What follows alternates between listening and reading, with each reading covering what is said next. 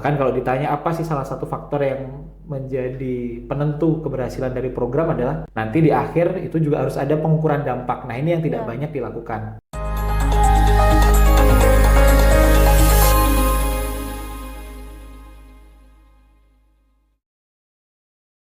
Lalu saya ingin mengetahui sih bagaimana komunitas lokal dan aktivis lingkungan, aktivis lingkungan dapat mengawasi perusahaan tambang. Ya, pendekatannya menurut saya kita harus melihat pendekatan ini dalam perspektif yang lebih kolaboratif ya. Jadi memang dalam proses perencanaannya secara ideal harus ada proses yang partisipatif. Itu menurut saya kata kunci yang harus dilakukan juga oleh perusahaan. Jadi baik social and stakeholder mapping itu pasti dilakukan secara partisipatif.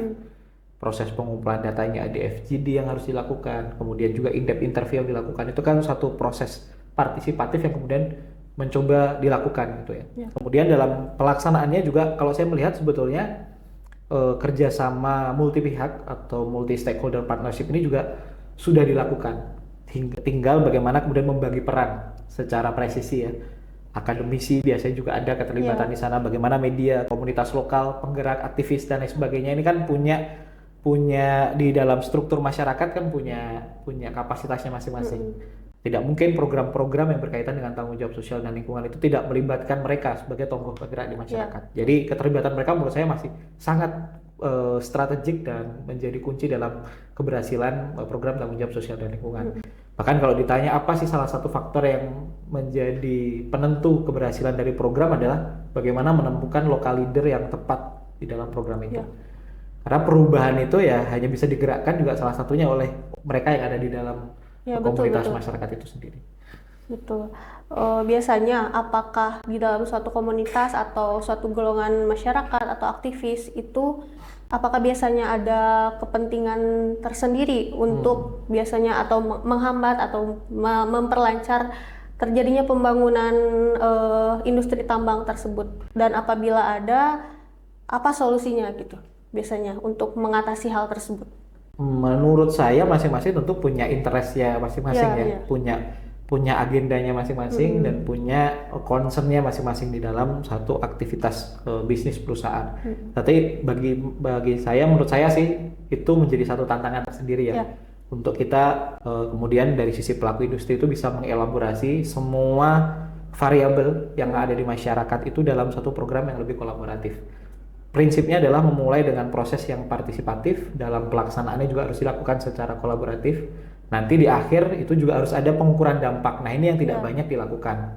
Sebetulnya program investasi sosial ataupun juga tanggung jawab sosial dan lingkungan ini ada satu instrumen Mbak, yang disebut Social Return on Investment. Nah ini instrumen yang kemudian bisa melihat bagaimana dari investasi yang dilakukan perusahaan ini dampaknya terhadap sosial, ekonomi dan lingkungan ini seperti apa.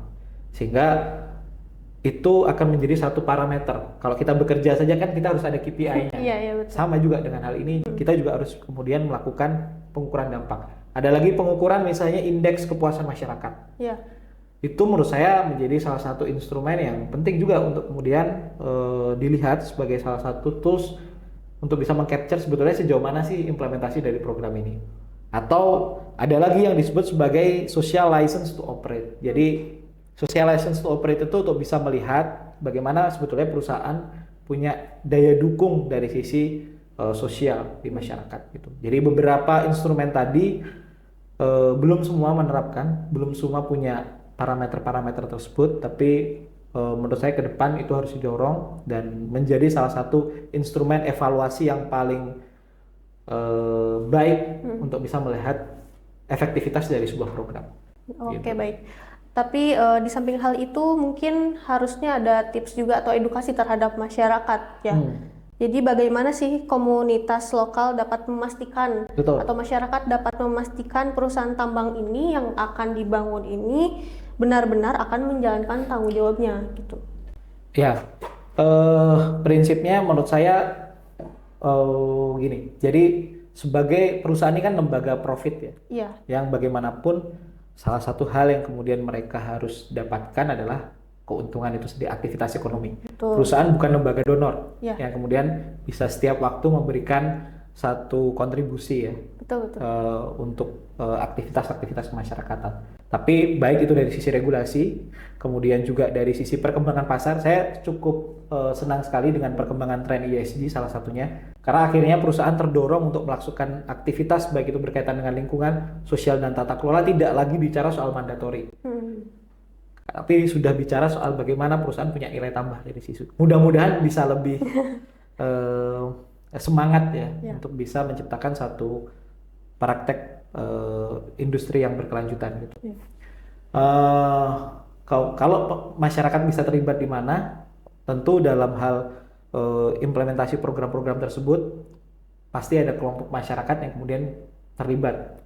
Nah, biasanya itu kalau di dalam social and stakeholder mapping, kelompok komunitas lokal itu selalu menjadi salah satu instrumen yang kemudian harus diidentifikasi juga. Jadi prinsipnya jika perencanaan dilakukan dengan tepat, maka dalam tataran implementatif itu juga disiplin dilakukan sesuai dengan hasil perencanaan yang dilakukan oleh social and stakeholder mapping. Menurut saya sih kita bisa melihat bagaimana kemudian itu punya dampak terhadap masyarakat gitu ya. Baik. Selain industri ini memang tidak bisa kita tutup mata punya dampak secara negatif terhadap sosial dan lingkungan. Tapi peran tanggung jawab sosial tadi salah satunya adalah memitigasi dampak dan risiko operasional. Betul. Jadi masyarakat harus sadar akan apa dampaknya dan apa mungkin regulasinya dan regulasi keberlanjutannya si perusahaan ini melakukan apa untuk masyarakat ya. Jadi pertanyaan selanjutnya, apakah ada mekanisme kolaborasi antara pemerintah, perusahaan, dan masyarakat dalam memastikan pertambangan yang berkelanjutan? Ya, setahu saya untuk ini ada namanya rencana induk pemberdayaan masyarakat untuk yang di industri tambang itu ada forum konsultasi publik yang di situ juga mengundang pihak-pihak terkait terutama untuk bisa membahas roadmap sebetulnya bagaimana program pemberdayaan masyarakat itu bisa dilakukan.